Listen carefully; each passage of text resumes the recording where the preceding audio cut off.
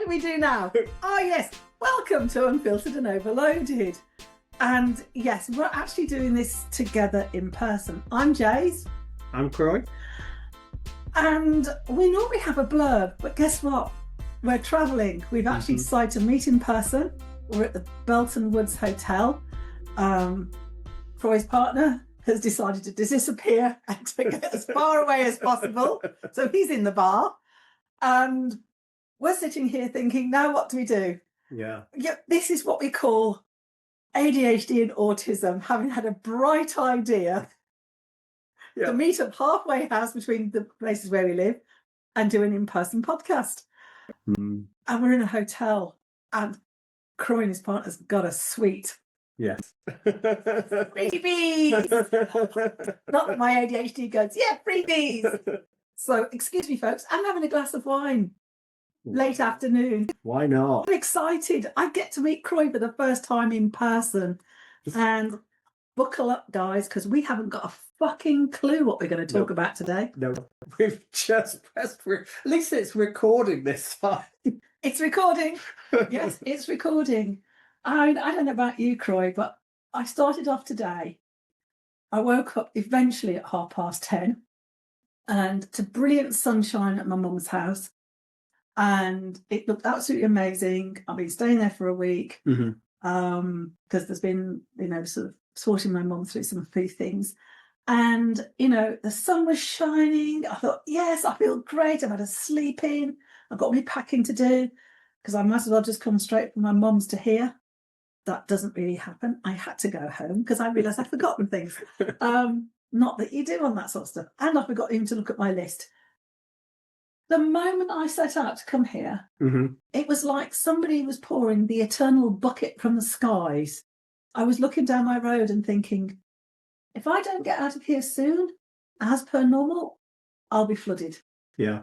And it was like, what? Not even looking at my phone. I just threw anything that came to mind into my bag that I kind of remembered I'd forgotten and just fled. And I just literally drove through this horrendous rain all the way here. And some of it was so bad, I was actually thinking, why is it I'm having a problem to see? It's really bad. It wasn't until I got to the hotel that I realised I'd been wearing my sunglasses. I left my mum's house in the sunshine. Yeah. And I was thinking, it's very dark. Oh, God. Hot chocolate, a large malt, something to nibble, and now a glass of wine. I think I can now kind of go, yeah, I'm officially on holiday for 48 hours. Yeah. It's that thing, isn't it, of just remembering that you've got these things on. So my glasses actually have the sunglasses built into them. Yeah. And so they change as we're driving along, and I'll be like, oh, it's very dark. And then you're like, oh, no, that's my sex face, by the way. I just do that. That's a sex face. I'm not going to go there. But here we are. And cheers to everybody. Yes. 1st of March. We're getting through the winter. We're now on the sunshine. There are snowdrops and daffodils. And as my mum's discovered on her beautiful big pink amaryllis, little tiny fruit flies or little tiny thunderbuggy flies are all popping out of the compost. So I had a very distracted ADHD time at breakfast going, there's another one. I said, no, Mum, don't get the fly killer out now. We're eating our breakfast. Later, they will be dead. And yet my mum's so compassionate about everything, insects, mushrooms, everything. Yes. But they're in the house. They're around the fruit bowl. Yeah. It's like death to all little things that fly and irritate, Yeah. Yeah.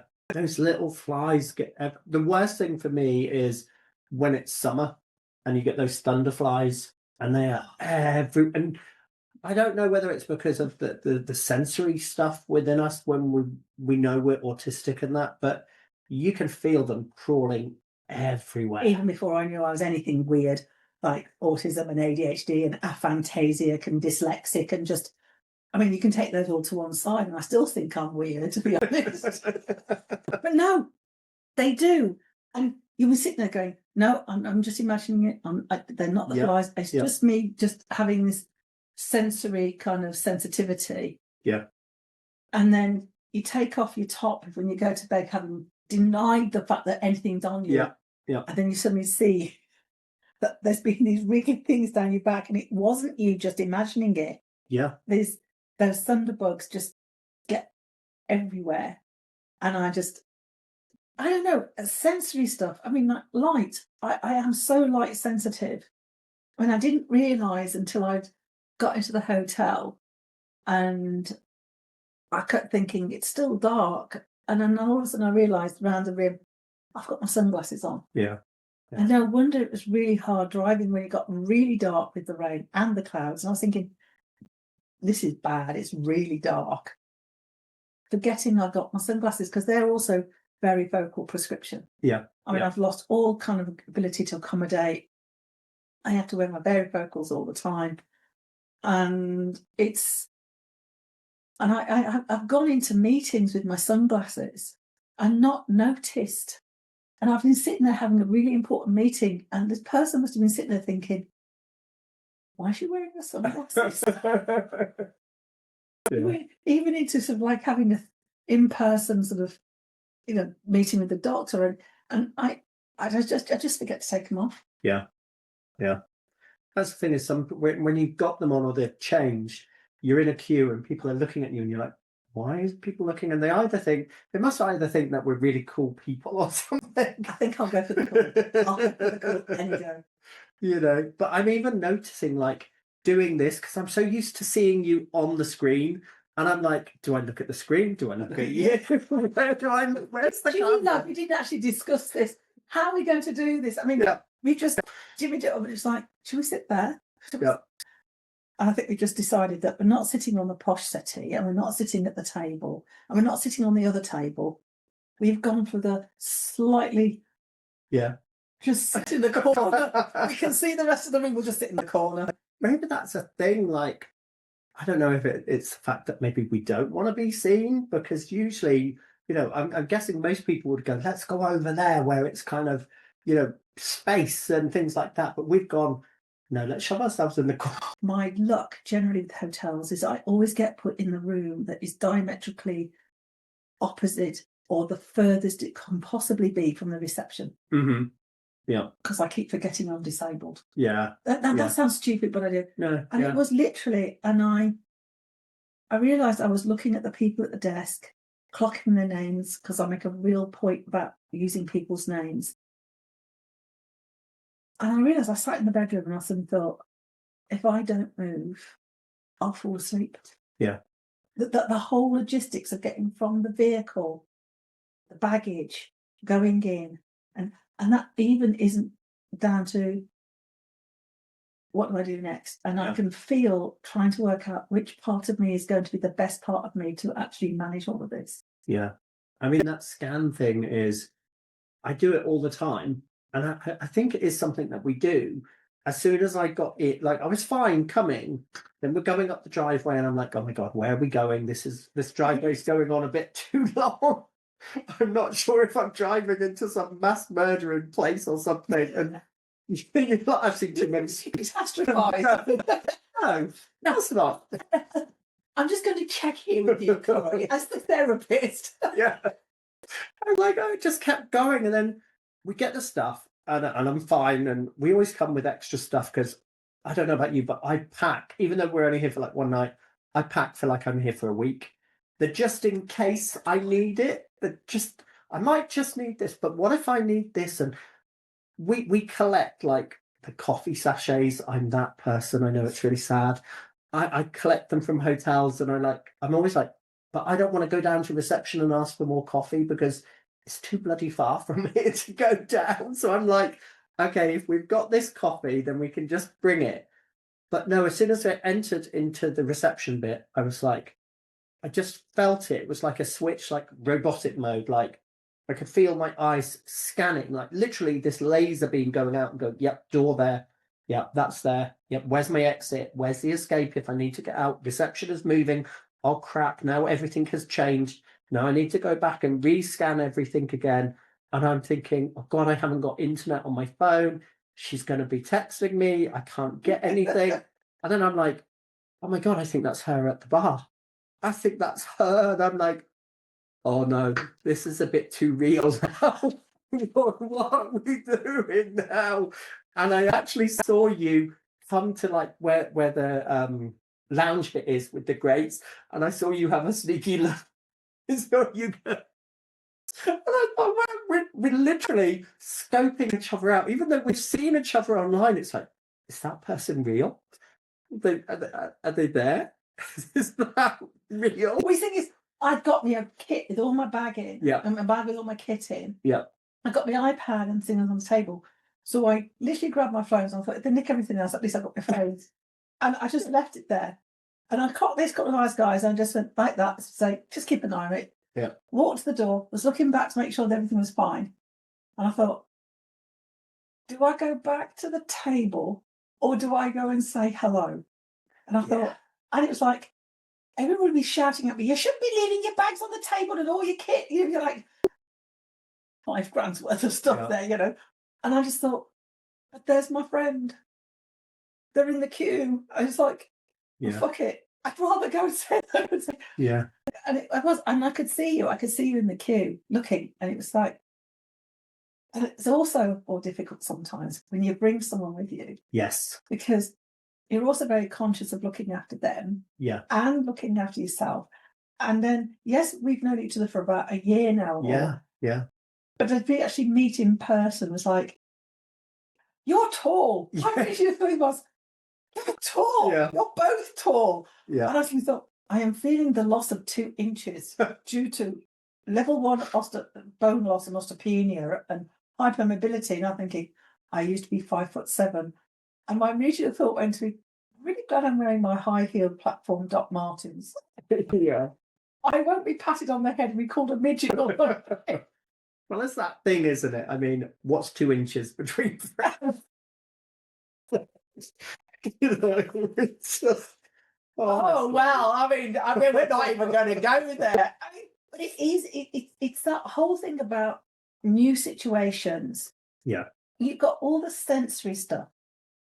You've got the, oh, it's sunny, I've got my sunglasses, and then you're realizing it's everything changes. You're doing something new. Yeah. All the preparation, all the packing. It doesn't matter whether you're going to a new job, moving to a new house, you know, meeting a friend for the first time that you've known online and chatted, and you're going to meet them in person. Just, we were talking about transitions before, but when you have things like this, where it's a whole pack of new. Yeah. It's that question sometimes. Do I take a friend to support me, or do I find myself looking after my friend? Yes. If I'm taking somebody like a partner or something, am I going to have to babysit them? Yes. Are they going to see me in a new light? And do I feel brave enough to be vulnerable, to be seen in a light they may not have seen me before? Yeah. Well, we've had a chat about this, and I was like, so I was hoping that you'd be in your room or something like that, and we'd get here, then I'd be able to come and kind of introduce myself, and we'd kind of be able to get to know each other like in the flesh, because it's very different. But I have had this argument with Ryan before about how many kind of boring things I have had to sit through with his friends, which I hope you won't mind me saying, friends. And you know that thing of, it's like, he likes music, classical music. So him and his people, when they get together, they're just and you're sitting there going, why am I here? I feel like a spare part. But yeah, I'm very kind of like, I'm trying, when we're meeting, I'm trying to get Ryan to go, okay, let's find the connection, be yourself, lower it down a bit.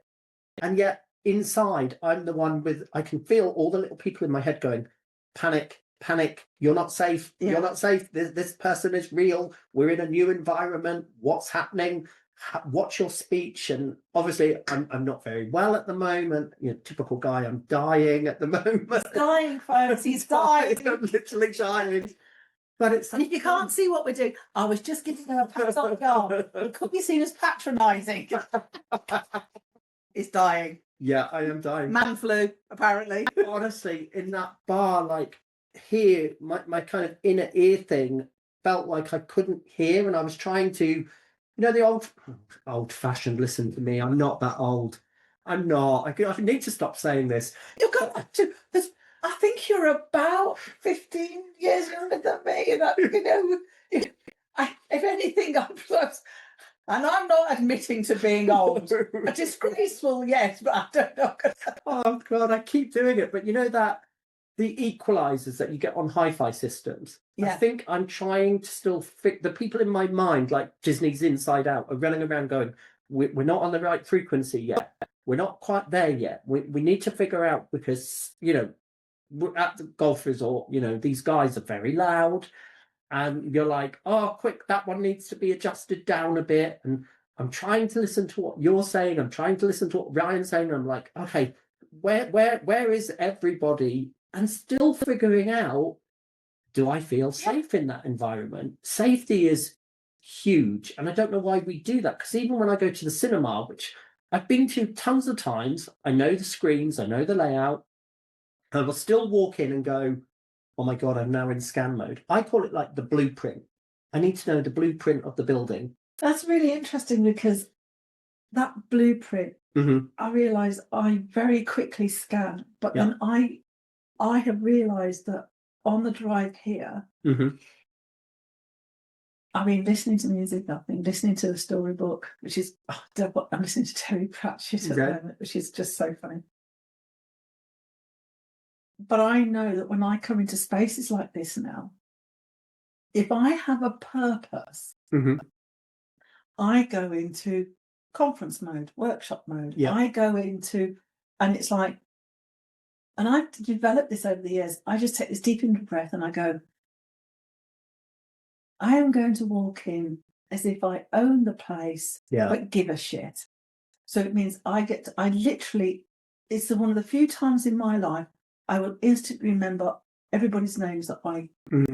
So classrooms, it takes me ages to learn what I do, but it's like I'm in work mode.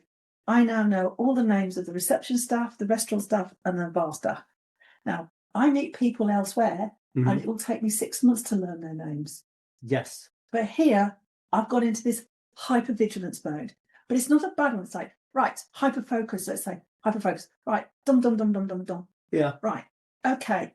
I've got the fivers in my pocket for tips ready to go. Yeah. And because everyone gets paid such cheap money nowadays in retail, service, whatever. And I can actually afford to do it today because I got a little bit of a windfall, which was like, I can have a bit of relaxed time. Thank you. But this, but I was just, and I knew when I got into the bedroom, I thought, if I sit in my bedroom, I will go small.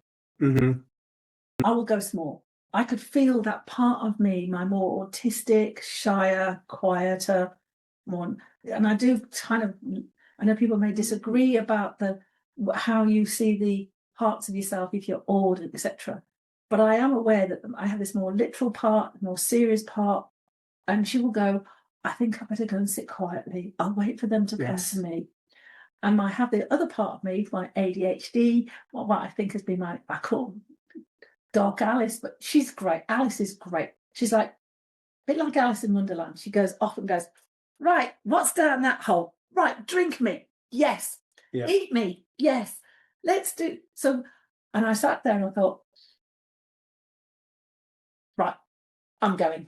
Yeah. And it was a case of having to breathe, do some of the body somatic breath work stuff. And I thought, right, I'm just going to go Dark Alice mode. I'm going to be that person who just that, because she's such a big part of me. She's that confident part of me. She's that part of me that's sexy and funny. And it's like role playing, years and years, decades of bloody masking. Yes. People say borderline personality. Maybe you've got split personality. It's not. It's how you end up functioning. It was like, right, here I go. Deep intake of breath, sorted something out at reception, went to the bar. They hadn't realised that I'd clocked their names. So I said, oh, thank you very much, Victoria. Thank you very much, so-and-so, Nicola, or whoever it was. And it was just like, I'm using their names. And it's like, oh, they've used my name. Yeah. The difference it makes, that connection that you make. And, and I thought, right, I'm going to do this. I'm going to sit here. I'm going to lay things out. I am walking as if I own the space. Yeah. Now, 9 times out of 10, I know that if I'm not careful, the dyspraxia side of me means I misjudge the step and go bang. I fall over a table, and I can just sit there, and I have done this so often in the past. I have walked straight along and fallen flat on my face. I've just sat in the middle of a hotel foyer and gone, well, that was a good one. Oh, are you all right? Yeah, nothing like a double brand it won't fix. Yes. You usually get it free. Yeah. It's not a trick. It's just I am clumsy. Yeah. But it was that panning, was that scanning. It was that, which part of me can I focus with? So you're scanning, rescanning, rescanning, hoping to have a quiet meetup. Yeah. So I really blew that apart by sitting in the middle of a bar. And you're right, that bar is really loud. There was lots of noise. Yeah. And I'm actually really glad that I'm out of it now. Yes. Even though I'm really loud. But it's that thing of, you see, people don't understand, but I was very lucky that the family left from the corner, and I was like, oh, safety. Yes. This in the middle where it's that thing of, when I was younger, me and my brother would have to dress the same because we had hand-me-downs from my cousins. So we always had the same things, and people thought we were twins, and it used to really annoy me. So until the point where I brought a pair of jeans that had just white paint splodged all over them, and I started getting attention. And I was like, oh God. And I still haven't worked out, do I like attention or do I not? Because now I'm having to get used to, so for years, I would hide from the spotlight. If it came to me, I'd be like, nope, don't look, nope, I'd duck it everywhere. And now it's almost like I'm kind of just peering into the spotlight going, well, maybe that's not so bad. Maybe I can just... How tall are you? 6'1". You're not what I call missable. Yeah, that's the problem. I have had to, in supermarkets, I've had to climb on shelves, literally scale them to get, usually it's an elderly person that wants something from the top shelf. Yeah. Or the other week, there was a pregnant lady that wanted these chocolate biscuits from right on the bottom shelf. Now, that's okay. I can get down and I'll do my good deed. But the bloody problem is I can't get the fuck up hospital. So I have to hold onto the trolley and go, God, let me get up. But You need to do more squats. Yeah. oh God, no, don't talk about squats, honestly. Because I would like to, that place where you chose. Yeah. That's where I fancied going in the first place. And then they literally just sat there. Yeah. So I thought, I want to be visible because I was really conscious that for you to go looking for me, because we've shared a lot about autisms and EVs and all that sort of thing. I thought, if I'm obvious, then you'll see me. We still didn't see you. That was so funny when you were looking at the bar. I could see you looking around. I thought, I have green hair. And I stood there. It wasn't until I waved at you, it was like the look of relief on your face. Yes. Honestly, I was just scanning everywhere going, oh my God, she's moved. She's not there anymore. What is when I was watching you, just for a few moments, I noticed you were scanning around the edges. Yeah. Which was basic. And I suddenly thought to myself, you're scanning around the edges because that's where you would sit because you could see everything. Yeah. My eldest, who's autistic, likes to sit with their back against a wall so they can see the whole room. Yeah. Now, I like that. But I realised a long time ago that was a bit of a thing for me. Mm-hmm. And I realised, why am I fearful about sitting in the middle of the room? Mm-hmm. And I think it was a case of I didn't want to be obvious. Yeah. So my dark alley side of me goes, well, I am going to learn to sit in the middle of the room. And I realised how much over my life, this litany against fear that I read in that book, June, by Frank Herbert, has so influenced me. If I felt a fear, I became almost, I don't know, OCD about doing it. Yes. Yeah. Which probably frayed a lot of my nerve endings. Yeah. Yeah. But it has, and I think, in a way, I think that I'm now looking back at my life and I'm thinking, God, I really was autistic. Mm-hmm. And the ADHD is like, right, fear is the mind killer. And I think that's been almost like a mantra in my life. Mm-hmm. It's got me into a lot of trouble sometimes. it's also got me out of a lot of things, but it was interesting that being in that room. And I tell you what, I think it's the first time I've been in such a big space with so many people, with so much noise. But it was noisy. I think more than anything, it was all really noisy and very loud and lots of. Yeah. And I could see you and your partner, he was sort of like, he was like. Yeah, he really doesn't like noise. And it's so funny because I'm so certain he's neurodivergent as well. But it's trying to pinpoint what neurodivergent it is. So this is the task for the weekend. Well, I'm definitely thinking he's definitely more on the autistic. I wouldn't say he's ADHD. Yeah, there's something there because we've lasted 14 years of marriage. We haven't killed each other yet. And it's that That's a double bass. I'm sorry, but anybody who is passionate enough to learn the big kind of like euphonium or a double bass or the French horn, or I mean, I'm sorry, but it has a double bass. Yeah. And I mean, you have to have some form of deep-seated passion to learn the double bass. Yeah. I mean, the euphonium's big enough. Yeah. And I mean, yeah. And some of the tubas, the euphonium was that big. The tubas, a tuba and the double bass, I'm sorry, or a big drum kit. Anybody they have to be some form of different form of humanity. Yeah. To want to learn to play something that is so big and you can't just tuck it under your Yes. Yeah. I don't know why, but my brain is telling me to say that's not all that's big.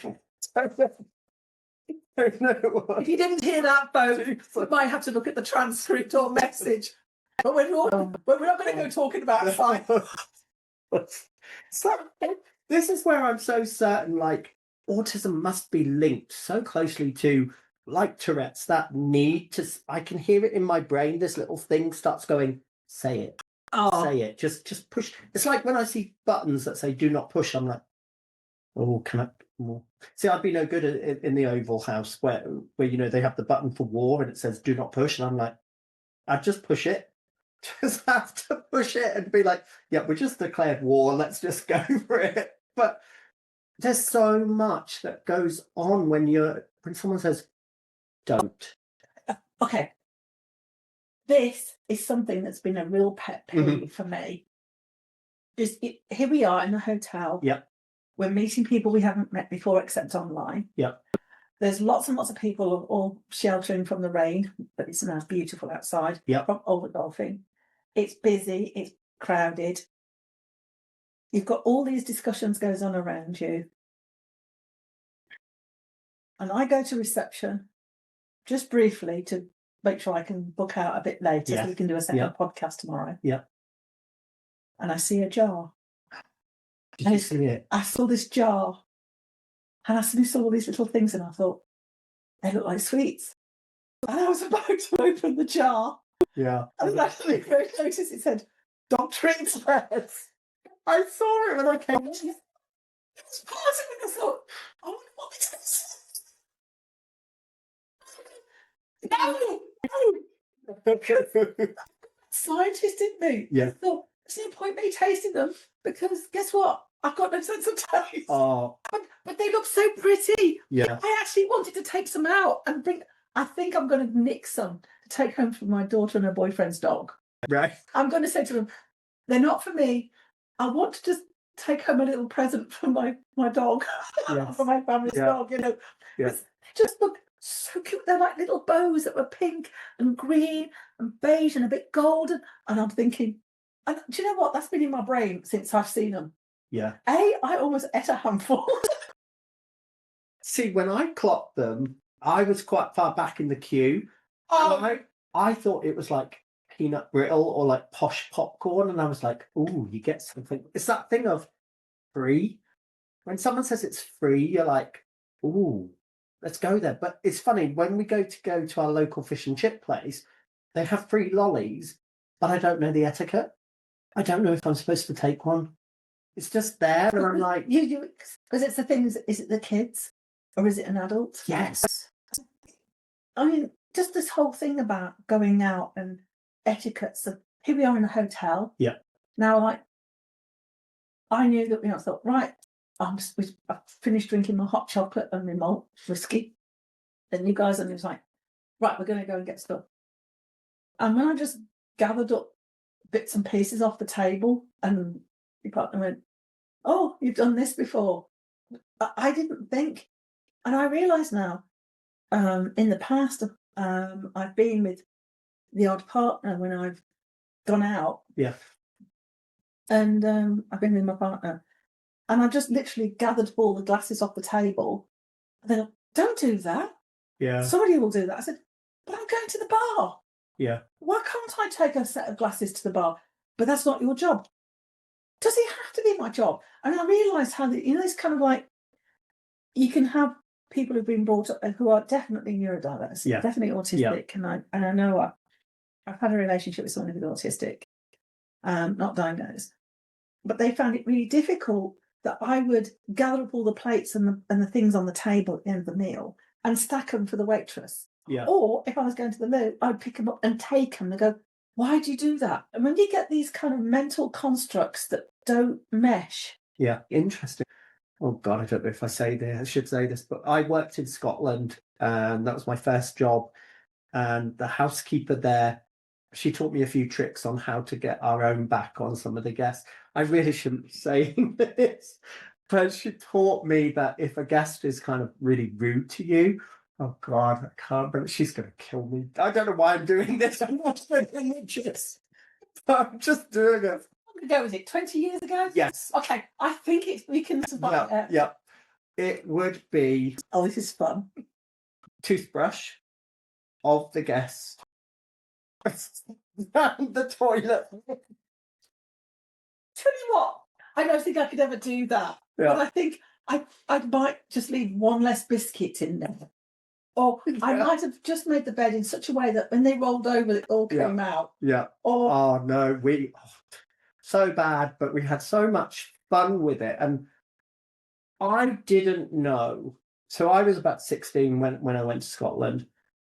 I didn't know a lot of things. I didn't even know that socks came in sizes. I had no idea. So when I brought my first pair of socks, I brought baby socks. And I was like, these don't fit.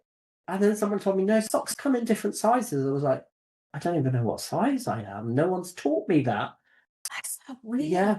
But when I went to Scotland, it was the first experience of what people call in Scotland resin, so like a drug that you smoke.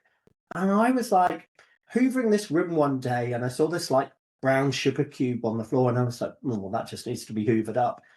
And one of the other chambermaids came past and she was like, how are you doing? I was like, I'm fine. I've just hoovered this thing up. My God, I tell you that she got me to empty the bag. Because it's expensive. Yeah. And she was going through I was like, what are you doing? Like, what is this stuff? If it was a big cube, it'd be like, that would be a lot. Yeah. And I mean, I don't mind saying this. When I was in Scotland, so I never tried that. But I got really friendly with a girl called Kirsty, a very lovely girl. Don't know where she is now. One time she got me to try speed. It's the only time I've tried it. I don't know whether it's because I was bloody ADHD at the time, but it made no bloody difference to me. That's one of the questions on the ADHD questionnaire. Have you ever taken any of the following? Yeah. If so, what was the result? Nothing. I was still as fast as I was. The only thing you would have done is given me some focus and calm. Yeah. I actually sit there now and thinking, I really wish I'd tried it. Yeah. Because I may have had a clue. Yes. I mean, when I think about it, I now have amphetamines, a form of amphetamines, and they make me calm, help me sleep, I can focus. And it's like, why? When I think about it, they understand. I mean, think about they're doing research on nicotine, research on the sort of various drugs, psychedelic and psychoactive drugs, from mushrooms. If they hadn't been so up their bums about it all being illegal, I bet you most of the people who were taking it in the first place was because it calmed them down, not because it got high. Yeah. I mean, it's just, but when you come to a place like this, you do need something to calm you down. Yeah. Well, I didn't know until fairly recently that I think you can get the legalized cannabis or whatever for ADHD. Yeah, I've just been I've been told that I'm eligible for medical cannabis. Yeah. Which, when I look at the research, I mean, having a biochemistry background and a chemistry background, I have over the years been tracking the various research. I mean, when I saw that they're now looking at nicotine as they're now formally looking at nicotine, not as it is a bad thing, but why is it people keep taking it even though they know it's bad? Because it does, there are elements in the nicotine when it's in the organic, non-additive. So a lot of the problem is a lot of people smoke stuff, but it's had so many additives in. It's had so much rubbish put into it. But when you think for thousands of years in the countries where they grow this, nicotine, the tobacco leaf was sacred. It was used as medicine. It was used as a way, and it wasn't smoked like how we have it. It was done dry. It was done vape. It was done in a way where it brought healing. You think, if they were using it for thousands of years for healing, what did we do with it? Yeah. I mean, you think about this, and it's the same with the cannabis leaf and the sort of like all the different mushrooms and toadstools. When people came in and conquered lands and smashed their medical and their medicine and their healing practices and classed it as primitive and stupid. I mean, now, things that I grew up with when I was a kid, and everyone said, oh, it's all folklore, you don't put lemon juice, you don't do this. There's old rubbish. You need to buy. Now they're going, lemon juice can do this, lime juice can do that. Oh, guess what? Dandelions are good for you. Yeah. And you sit there and you're thinking, but we've now lost 50-60% of the biodiversity. So we've lost almost over half of what could have been healing. Guess what? Big chemical companies killing off everything on the land so plants can grow. Then the plants and everything we eat have no nutrients. Also, we're going to sell you supplements. Yeah. It's one big supplement fix. And at the end of the day, it's like, we've got to go back to mixed farming. We've got to go back to the slow. Yeah. We've got to go back to the slow fashion. Well, not fashion, just clothing. Not, when you think about the 1940s, make, mend and do. Yes. I'm sorry, but we're kind of having to. And when I talk to so many other people who are neurodivergent and alternative, and there's so many of them, they are seeing it. They are the canaries. Again, we don't want this. Yeah. We don't want to follow fashion. We don't want to follow. I think that's why we're a pain in the arse. Yeah, it's that being viewed, isn't it? We were having that conversation in the bar about the BAFTAs, and it's that thing of view me, but you're going to have to take the meltdowns, the shutdowns. You're going to have to take the me scanning the room. You're going to have to take me standing there in shell shock, as I call it. But most people will go, yeah, we'll accept you. Yeah, we see autism. That's fine. We'll see the neurodivergence in you. But then when it happens, they're just like, they'll look anywhere. They don't want to look at you because they don't know what's happening. Like I when I go to the supermarket, I see so many people just frozen staring at a shelf, and I'm like, yep, I get you. I get that you're having a moment. You don't know why you're here anymore. You don't know what you've walked into the shop for. Safe space. Find your space. Stare at the shelf. And I do that all the time. But I find it so annoying when people just don't view it, or they go, oh, it's okay. Or, I saw this long list the other day of questions that autistic people have been asked when we disclose it. And the top one is, we're all a little bit autistic. And you're like, yep. No. It's just like, I've had this conversation 3 times this week. Yeah. And it's like, neurologically, biochemically, genetically, no. Yep. You can have traits that come out from trauma, traits come out from, neglect. You can have traits come out from upbringing, whatever. But at the end of the day, it's a no. Yeah. And I think it's really interesting. You put people into a space that's unfamiliar, like a hotel, like a big bar, having to negotiate the menu. Yeah. And it's really interesting today with the menu. Yes. It's like, it was like, well, what's on the bar menu that's not on the restaurant menu? Yeah. If you want the bar menu one, I'm sure we could get you that and brought into the restaurant while we're having the restaurant meal. Yeah. Yeah. And he's very different than me, as you've worked out. It's like when we spoke, quite some time ago, when you were helping me with the kind of college stuff. And I was like, why does everyone shy away from me? I can literally, like right now, if my family were here, I would say, oh, there's a bottle of wine in there. And they would go, I need to go and check to believe you. And it's like, why can't you just take my word? And it wasn't until you kind of helped me understand that powerful kind of cosmos in one singular raindrop, that I was like, oh, so actually they view me as I'm too much. And I was like, that gave me power to go, wow, I can make a difference. And I think that made me start going, let's just do a podcast together. Yes, why not? Let's do these things. I told the company that I work for that you came through. Yeah. And I've actually told the colleagues there, I said, oh, by the way, just making sure you all know.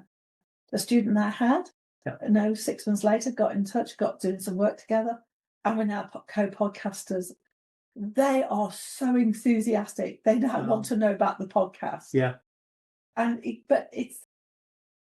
but there is something, there's been something I was trying to explain to my mum today, but I don't think she quite knew what to make of it.